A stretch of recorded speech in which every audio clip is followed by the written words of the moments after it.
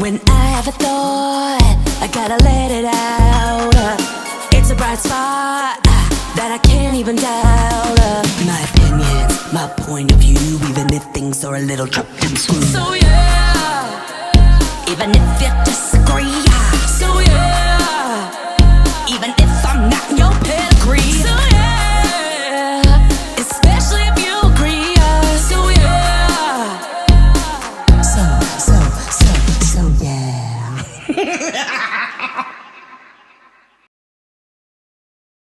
Good morning, good afternoon, good evening, wherever and whenever you're listening to it. Welcome to the So Yeah podcast with your girl, Caroline M. Diamond. Now, this episode today is going to be talking all about my personal Coachella predictions. Not even my predictions, but like what I'm going to be seeing, what I'm going to be tuning into. So, if you don't know, I wouldn't call myself the Coachella queen, okay? That used to be Vanessa Hudgens, but she now is dethroned. But I love Coachella. So I started going to Coachella in 2017. I went with Madison the first year. We had GA passes. It was amazing. It was a truly unforgettable experience. And then the next year, 2018, went with a group of friends the weekend one, and we saw Chella, and it was a life-changing experience. And then I went weekend 2 and I got some upgraded passes, and then I was forever changed. Okay, I could never go back. And then 2019 we went again, and then obviously pandemic in 2020, and then 2021 it didn't happen, and I believe 2022 it came back.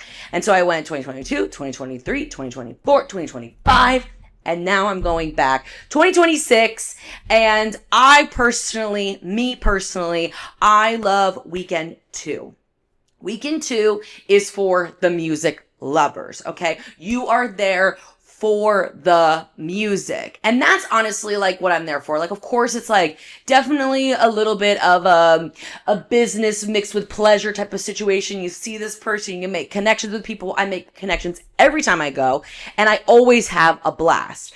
And weekend 1 is definitely more of like the influencer space and like seen and be seen and celebrities, and like, yeah, that has a time and place, but like, that's really not why I'm there. I am there to catch the music. And I really believe that, okay, Coachella sometimes gets a bad rep, and I think that's completely unwarranted. One, people who talk the most shit about Coachella are the people that do not go. If you have never been to Coachella yourself, you literally can't speak, okay? If you have been and you do not like it, I also can understand why. A lot of walking. Honey, lot of walking. You got a lot of walking to do. And it's hot, and you're in the desert, and there's a lot of elements that go into it. It's hot, it's windy, it's dusty, but there's something raw about it, and really just connecting to the music. And Coachella really is a moment where you see kind of where pop culture in the music landscape will be moving towards into the next calendar year. And it really is the start of festival season. And I am always incredibly inspired by not only the artists, but lighting design, sound design, the installations that are there because I've been so many times, I really am looking, there's always something to look at. And I'm telling you, like, I have been, oh my God, like almost 10 years now, minus like those 2 years in the pandemic, but I will never see the entire grounds in that one weekend. Like, there is so much to see. There's so much to take in. And I find it incredibly fascinating. And like, now that I'm moving more into like, you know, the full span of what like a music festival what goes into it, like the production value, like how many moving parts there are, I am fascinated with it. And that's why I love Coachella. And I have been to other music festivals too. Don't get it twisted. It's not the only one I've gone to, and it's not the only one I will go to. And if you ever want to invite me to a music festival, I am so down to go. All right. one of my goals, obviously, as we like, I take this and I put this in the incubator. All right. I put it in my manifestation cauldron, which is my podcast. I would love to be like, not like I don't know if I would call myself like an influencer, but like a woman of taste and a researcher on boots on the ground journalism. All right. I will tell everybody about the experience. I do gatekeep just a little bit regarding Coachella because, like, let's be real. My way of doing Coachella is a little like, it's highbrow. Okay. I'm not with the GA dolls. I'm really not. I've been there. I'm not going back. Okay. I'm telling you, I know what it's like to pee in the trailers behind main stage. I'm not going back to the porta potties. I'm really not. Like, when it's 11 p.m. on a Saturday, it is crazy in those porta potties. I've been there. I've done it. I don't need to do it again. So I will gatekeep a little bit. But if this is your first time going to Coachella, I'm going to give a little like tips first. And then I'm going to talk about the set list or like the lineup and what I'm going to like really try to see. So hot tips for going to Coachella as somebody who has been to Coachella a bunch of times. So you need to have all your little accoutrements that you like to feel your most comfortable. What does that mean? That means gum, snack. Snack is important, okay? I have been recently getting those little Celsius packets. They're like really tiny and you can mix it with water because, it depends like when you go into the park. But the headliner doesn't go on stage till 11:30 p.m. Okay?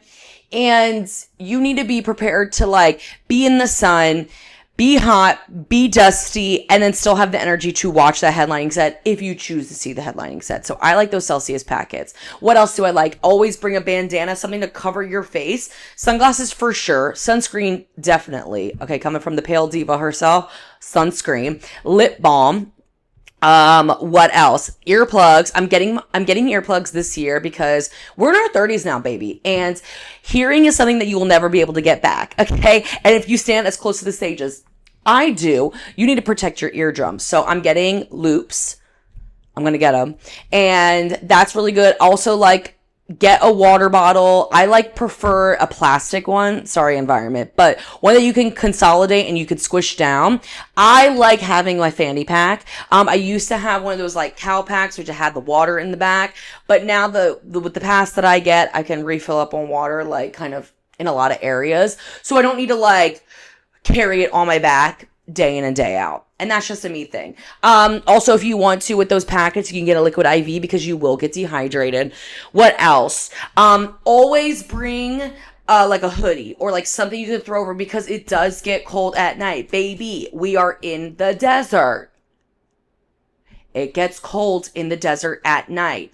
Don't be the girl that's wearing underwear and a bra and you're going to be like shivering at night. One time, not that I was like naked on the ground, but I was wearing something like a little hoochie coochie and I had to get one of those tin foil looking like a fucking baked potato in the oven. And it was diabolical. I'll never do that again. So bring a hoodie. Also, get your pictures, get all of like the posting pictures that you want at wherever you're staying, okay? Whatever it is, wherever you're staying, do it there, okay? Yes, you're going to want to take pictures when you're on the grounds, la-di-da. Prioritize footwear. I'm going to say this again. Prioritize footwear. What you don't want to do, which I see girly pops making the mistakes every year, is wearing those platform boots. On the first day, baby, you're going to get blisters. You're going to get blisters. You're going to get blisters and then you're going to be in pain for the next 2 days. You want to start off slow. You want to slowly graduate into the weekend because if you come out the gate swinging on Friday, babes, you're going to be dead on Sunday. You're not going to go into the park until like 7 p.m. You don't want to do that. You're going to miss acts that you want to see on Sunday. So slowly get into it. Don't go too hard on the first day. That is error number one. Some years it's hotter than others. Last year, I don't even think it was that hot. I did go to Stagecoach and it was fucking hot that day. I will say that. But you gotta pace yourself. You gotta pace yourself. Make sure also what you want to do, make sure that when you get home to wherever you're staying, you go grocery shopping beforehand because you don't want to go through the McDonald's drive-thru. Made the mistake. You'll be waiting in line for 5,000 years. By the time you get your French fries, you don't want them anymore because you're so annoyed, you're so tired, and your feet hurt, okay? Get DiGiorno pizzas, get frozen chicken tenders, get frozen French fries, and literally queue up the oven, preheat it, jump in the shower, or put the French fries, put the chicken tenders in there, jump in the shower, get clean. By the time you get out of the shower, your food is done. You can get into bed and you can watch. Kevin and I usually watch like Housewives together. We watch a sloppy show so we can feel like deceased together and watch something more garbage other than us. And you'll be feeling much better about that. All right? Those are some hot tips. So now we're going to talk about the lineup and what I'm going to see. So Friday is stacked, all right? Sabrina Carpenter is the headliner, and I'm going to be honest with you. I talked about this on the podcast before. I don't think that she's ready to be a headliner. I don't. Will I see part of her set because friends are in it? Of course I will. And because I'm nosy? For sure.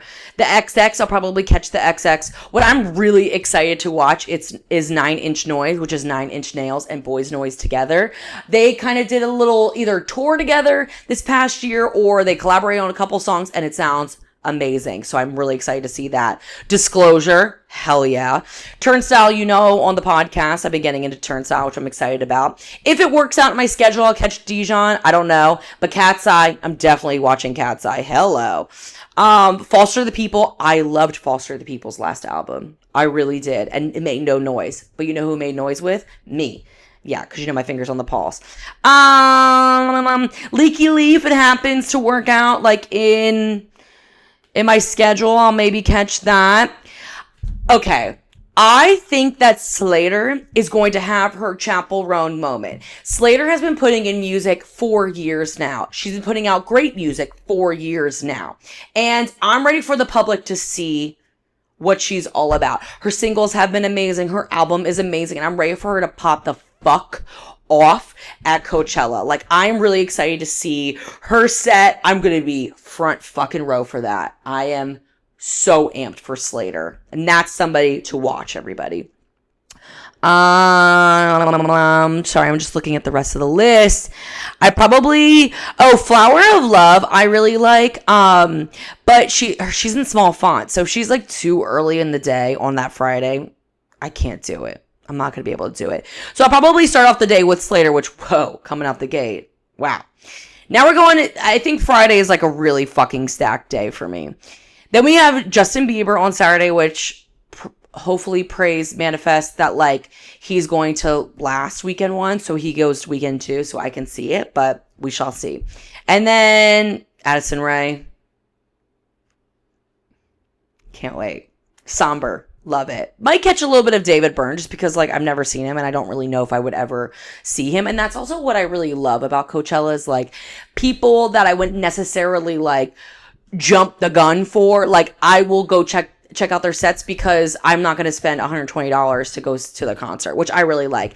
I also have been listening to the official Coachella playlist, and there's a couple people that I have been catching, and one person that I saw, which will be a good, like, if it works out in the schedule-wise, a good, like, palate cleanser. His name's Solomon, and he's kind of like a house DJ, which I think will be, like, a good, like, cleansing moment. Pink Panthers I'm excited about because I saw her years ago at Portola, and this was, like, at the beginning of her career, and she was not great.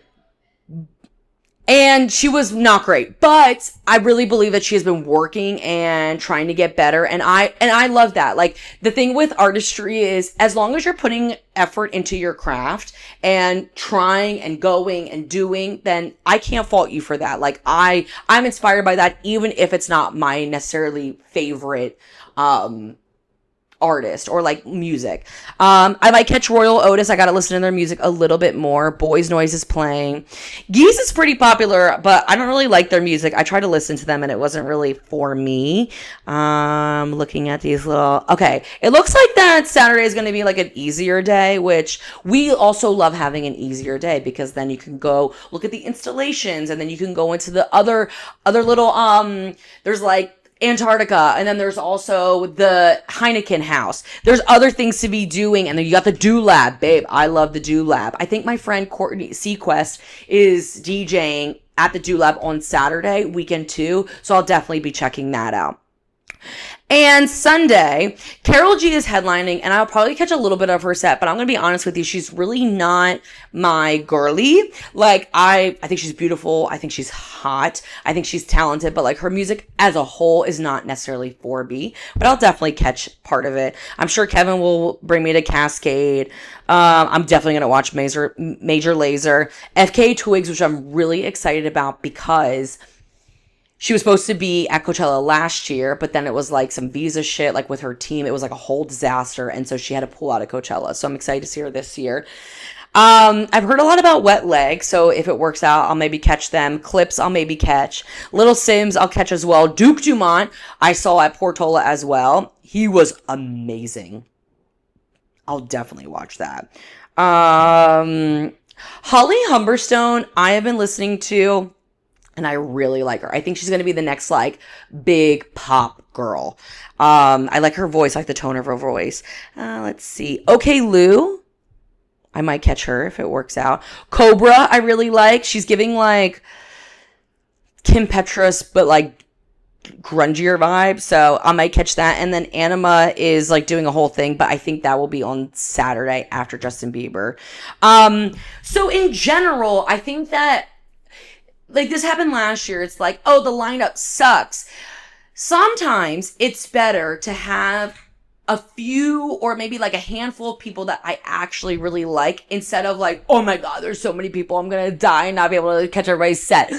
You know, like it happens like that in some years. But what I really loved about last year is because I wasn't like, oh my God, it's a stacked lineup. I had time to breathe. I had to take in sets and I got to chill and I got to really take in the signs.